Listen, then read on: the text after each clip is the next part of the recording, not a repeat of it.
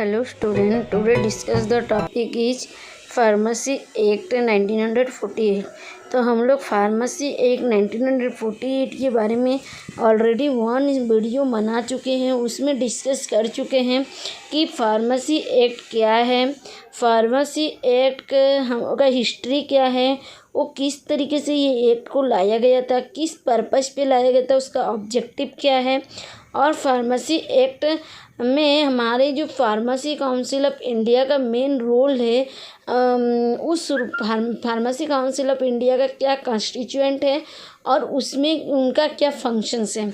तो pharmacy act क्या होता है कि जो एक्ट हमारे फार्मेसी प्रोफेशंस के लिए बनाए गए हैं, हमारी फार्मेसी प्रोफेशंस को रेगुलेट करने के लिए बनाई गई है, उसे बोलते हैं फार्मेसी एक्ट। तो फार्मेसी एक्ट का मतलब वह कानून, तो ये हमारे 1948 में ऑल ओवर इंडिया में लागू हुई थी और 4 मार्च 1947 में इसको पास किया गया था थ्रू PCI और गवर्नमेंट। ठीक है, तो फार्मेसी एक्ट का मेन ऑब्जेक्ट यही है कि हमारे फार्मेसी प्रोफेशंस को किस तरीके से रेगुलेट किया जाएगा, हमारे फार्मेसी प्रोफेशंस का स्टेटस को किस तरीके से इंक्रीज किया जाएगा, हमारे जो भी पब्लिक के हेल्थ के ऊपर डिफेक्टिंग हो रही है उसको कैसे अच्छे से क्लियर किया जा सकता है, उसके ऊपर बनाया गया है। तो फार्मेसी काउंसिल ऑफ इंडिया 1949 में कॉन्स्टिट्यूएंट हुए थे थ्रू सेंट्रल गवर्नमेंट, और इसका मेन ऑब्जेक्ट यही था, मतलब कि हमारे जो फार्मेसी प्रोफेशंस है, फार्मेसी काउंसिल ऑफ इंडिया का मेन रोल यही है कि जो फार्मेसी प्रोफेशंस है इसका स्टडी को, प्रैक्टिस को ऑल ओवर इंडिया में एक तरीके से रेगुलेट किया जा सके और उसे एक तरीके से मनाया जा सके और उसका प्रैक्टिस को, ट्रेनिंग पीरियड को अच्छे से रेगुलेट किया जा सके। जो भी हमारे कॉलेजेस को एप्रूवेशंस मिलती है स्टडी के लिए या फिर एग्जामिनेशंस के लिए, उसका भी एप्रूवेशंस फार्मेसी काउंसिल ऑफ इंडिया नहीं देते हैं। फार्मेसी काउंसिल ऑफ इंडिया का कॉन्स्टिट्यूएंट्स मेनली 3 टाइप से हैं, एक हुआ इलेक्टेड, दूसरा हुआ नॉमिनेटेड और तीसरा हुआ एक्स ऑफिशियो। इलेक्टेड मेंबर में मेनली 6 मेंबर इलेक्टेड होते हैं थ्रू UGC के द्वारा, 1 मेंबर इलेक्टेड होते हैं MCA के द्वारा एंड 1 मेंबर इलेक्टेड होते हैं हमारे स्टेट गवर्नमेंट के द्वारा। ठीक है, नॉमिनेटेड मेंबर में भी उसी तरीके से 6 मेंबर नॉमिनेटेड होते हैं हमारे UGC और APTI के द्वारा, 1 मेंबर नॉमिनेटेड होते हैं हमारे MCI के द्वारा और 1 मेंबर नॉमिनेटेड होते हैं स्टेट गवर्नमेंट के द्वारा।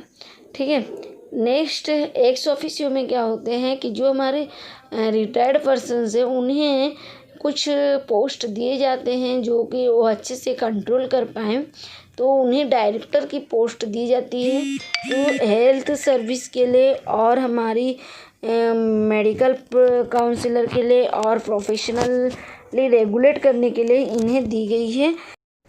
और हमने आज डिस्कस करने वाले हैं कि हमारे जो फार्मेसी एक्ट है ये कितने टाइप्स में हैं और इनके क्या कॉन्स्टिट्यूएंट्स है, फार्मेसी एक्ट को किस तरीके से रेगुलेट कर रहे हैं और जो भी हमारे फार्मेसी एक्ट के कॉन्स्टिट्यूएंट है उनकी जो मेंबरशिप है, कमिटी है, ये फार्मेसी एक्ट को बनाए हैं, उनकी क्या रोल है, उनकी क्या फंक्शंस हैं। ठीक है, तो हम लोग चलते हैं डिस्कस करने। तो हमारे जो फार्मेसी एक्ट है, प्रोविजनल फार्मेसी काउंसिल, ये मेनली 2 टाइप्स में डिवाइड हो गया है। One is the separated state council, another one is the inter state pharmacy council. ठीक है, तो सेपरेटेड फार्मेसी काउंसिल का मतलब क्या हुआ कि जो सेपरेटली वन स्टेट का फंक्शनिंग वन स्टेट में ही हो रही है उसको बोलते हैं सेपरेटली, लेकिन इंटर स्टेट एग्रीमेंट मतलब 2, 3, 4 स्टेट के अंदर एग्रीमेंट होता है और उसके बेसिस में काम होता है, उसे बोलते हैं इंटर स्टेट एग्रीमेंट। ठीक है, तो inter state agreement again 2 types में डिवाइड हुआ है। One is the joint state council, another one is the state council of state serves the need of the other state, one state to another state needed to salvage the serving, ठीक है। तो जो हमारे separate state council हैं कि हमारी जो state pharmacy council है उनकी मेन कॉन्स्टिट्यूएंट क्या है।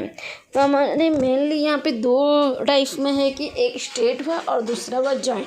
तो जो सेपरेट स्टेट फार्मेसी काउंसिल है उनका मेन कॉन्स्टिट्यूएंट क्या है, उनमें कितने मेंबर वर्क करते हैं और उनका रोल क्या है।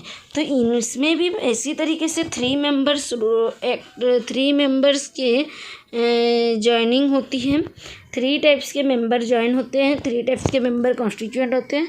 One is the elected member, another one is the nominated member and another one is the ex officio member। Elected member का मतलब हुआ कि जो हमारे पहले भी बता चुकी हूँ कि जो हमारे चूजिंग मेंबर होते हैं, चयन मेंबर होते हैं, उसने बोलते हैं इलेक्टेड मेंबर। लेकिन नॉमिनेट मेंबर जिसको हम नॉमिनेट करते हैं और एक्स ऑफिशियल मेंबर होते हैं जो हमारे रिटायर्ड पर्सन्स रहते हैं उन्हें, ठीक है।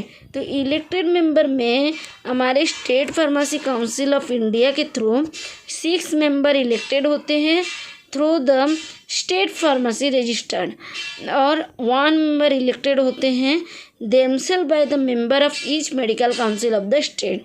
जो हर एक स्टेट से मेडिकल काउंसिल ऑफ स्टेट के थ्रू 1 मेंबर इलेक्टेड होते हैं, ठीक है। तो इसमें टोटल 7 मेंबर इलेक्टेड होते हैं। Next one is the nominated member. Nominated member में क्या होते हैं कि इसमें 5 मेंबर नॉमिनेट होते हैं whom at least 3 shall be possessing of a degree or diploma in pharmacy or pharmaceutical chemistry or be registered pharmacist nominated by the state government। तो nominated member में क्या होते हैं कि 5 मेंबर को नॉमिनेट किया जाता है थ्रू स्टेट गवर्नमेंट, लेकिन उनमें से जो 5 मेंबर रहते हैं उनमें से एटलीस्ट 3 मेंबर्स में कुछ भी डिग्री या डिप्लोमा कोर्सेज होनी चाहिए फार्मेसी के ऊपर, या फिर उनमें फार्मास्यूटिकल केमिस्ट्री का कोई भी कोर्सेज क्या होंगे, और वो एक रजिस्टर फार्मासिस्ट में रजिस्टर होके रहेंगे तभी उन्हें नॉमिनेट किया जा सकता है। एक्स ऑफिशियो मेंबर में क्या होते हैं, the chief administrative medical officer of the state, 1 chief medical और एडमिनिस्ट्रेटिव ऑफिसर होंगे। 1 is the government analyst nominated by the state government under the drugs cosmetic act 1940। Another 1 is the officers in charges of the drugs controller organized by the state, ठीक है। Next 1 is the joint pharmacy council, ठीक है। Joint pharmacy council में क्या होता है कि हमारे जो जॉइंट फार्मेसी काउंसिल में क्या होते हैं कि जो 2 और more state government can be agree that the state council of 1 state is to serve the need to the participating state. मतलब 2-3 स्टेट आपस में एग्रीमेंट किए रहेंगे, कोई एक स्टेट का जो भी नीडेड रहेगा वो उसमें पार्टिसिपेट होगा, उस दूसरी स्टेट का यदि नीडेड होगा तो ये स्टेट उसमें पार्टिसिपेट होगा। तो आपस में डिस्कशंस करके जो भी उनकी नीडेड है उनको सर्व करना, उनके साथ पार्टिसिपेट करके उनके साथ काम करना, वो हुआ जॉइंट स्टेट फार्मेसी काउंसिल, ठीक है। अब देखते हैं कि हमारे जो ऑर्गेनाइजेशन है मतलब जॉइंट स्टेट काउंसिल है उनकी क्या कंपोजिशन से, वो किस तरीके से कॉन्स्टिट्यूएंट में हैं। तो इनमें भी वही 3 तरीके के कॉन्स्टिट्यूएंट है, elected, nominate and ex officio member. Elected member में क्या होते हैं, इलेक्टेड मेंबर में हमारे 3 से 5 मेंबर इलेक्टेड होते हैं थ्रू द स्टेट, ठीक है। जो फार्मासिस्ट अपने स्टेट में रजिस्टर कराए हैं उनमें से 3 से 5 मेंबर इलेक्टेड होते हैं। 1 मेंबर इलेक्टेड होते हैं medical council of each state. हर एक स्टेट्स के जो मेडिकल काउंसिल होते हैं वहाँ से 1 मेंबर इलेक्टेड होते हैं, और जो हर एक स्टेट में अपने अपने स्टेट में रजिस्टर कराए फार्मासिस्ट वो जो 3-4 स्टेट अपने आप में एग्रीमेंट किए हैं, 3-4 स्टेट के अंदर में जो काउंसलिंग होने वाली है, तो उन तीनों चारों स्टेट के अंदर से हर एक स्टेट से 3 से 5 मेंबर इलेक्टेड होंगे। ठीक है। नॉमिनेटेड मेंबर क्या है? नॉमिनेटेड मेंबर में हम 2 से 4 मेंबर को नॉमिनेट करेंगे जो कि डिग्री या डिप्लोमा कोर्सेज कर रखे हैं फार्मेसी के ऊपर और रजिस्टर करवा रखे हैं अपने आप से, तो उन्हें हर एक स्टेट से 2 से 4 मेंबर को नॉमिनेट किया जाएगा। लेकिन एक्स ऑफिशियो मेंबर में क्या होते हैं? एक चीफ एडमिनिस्ट्रेटिव मेडिकल ऑफिसर होते हैं हर एक स्टेट से एक एंड एक गवर्नमेंट एनालाइट्स होते हैं हर एक स्टेट से, और officer in charge of the drugs controller organization of each participating state. तो जो पार्टिसिपेटिंग स्टेट है उनमें से एक ऑफिसर इंचार्ज होंगे जो कि ड्रग्स को कंट्रोलिंग करेंगे, एक गवर्नमेंट एनालाइट्स होंगे और एक चीफ एडमिनिस्ट्रेटर होंगे। ठीक है।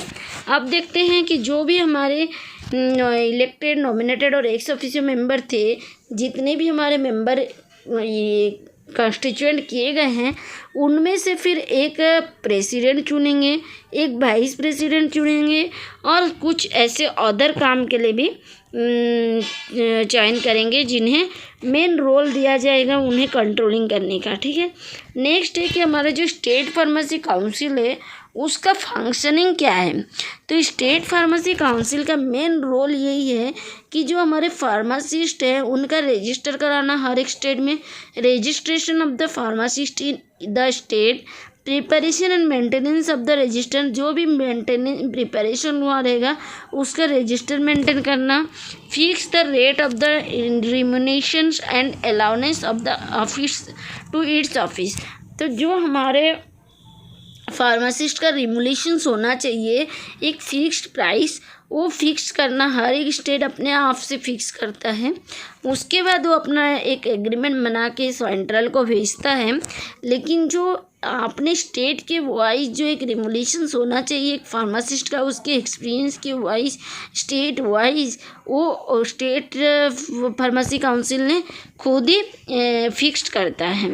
नेक्स्ट है कि जो हमारे इंस्पेक्टर को अपॉइंट किया जाएगा, कौन से इंस्पेक्टर को अपॉइंट किया जाएगा, कब अपॉइंट किया जाएगा, किस तरीके से अपॉइंट किया जाएगा, वो सब भी स्टेट फार्मेसी काउंसिल ने ही देखता है। तो inspected permissions where do drugs are dispensed, inquire the dispensing carried out by the registered pharmacist or not, investigated any complaint etc. और डिसाइडिंग मोड भी इलेक्शंस का वो भी स्टेट फार्मेसी काउंसिल अपना खुद से डिसाइड करता है। ठीक है। तो thank you for watching this video. अगर कोई डाउट है तो प्लीज़ मुझे कमेंट बॉक्स पे कमेंट करिए ताकि मैं आपके लिए नए नए वीडियो ला सकूं, और अपना अच्छे से स्टडी करिए। Thank you for watching.